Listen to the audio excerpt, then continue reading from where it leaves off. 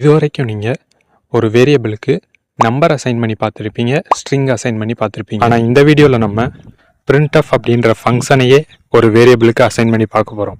So நான் சொன்ன மாதிரி பார்த்தீங்கன்னா printfக்குள்ளே hello world அப்படின்னு கொடுத்துருக்கேன். அண்ட் அந்த printf-ஐ a அப்படின்ற ஒரு வேரியபிளுக்கு அசைன் பண்ணியிருக்கேன். நெக்ஸ்ட்டு அந்த ஏவையும் பிரிண்ட் பண்ணியிருக்கேன். ஸோ இப்போ இந்த ப்ரோக்ராமை ரன் பண்ணோம் அப்படின்னா நமக்கு hello world 11 அப்படின்ற ஒரு அவுட்புட் வருது. இதில் hello world அப்படின்றது ஃபஸ்ட்டு printfனுடைய அவுட்புட். இந்த 11 அப்படின்றது செகண்ட் printfனுடைய அவுட்புட், அதாவது ஏனுடைய வேல்யூ.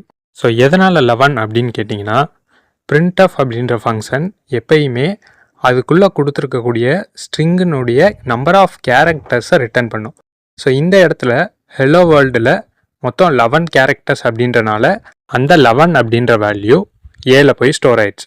ஸோ அதுதான் நமக்கு அவுட்புட்டாகவும் வந்திருக்கு. இந்த மாதிரி நீங்கள் நிறைய இன்ஃபர்மேஷன் தெரிஞ்சுக்கணும் அப்படின்னு நினச்சிங்கன்னா நம்ம சேனலுக்கு சப்ஸ்கிரைப் பண்ணிக்கோங்க.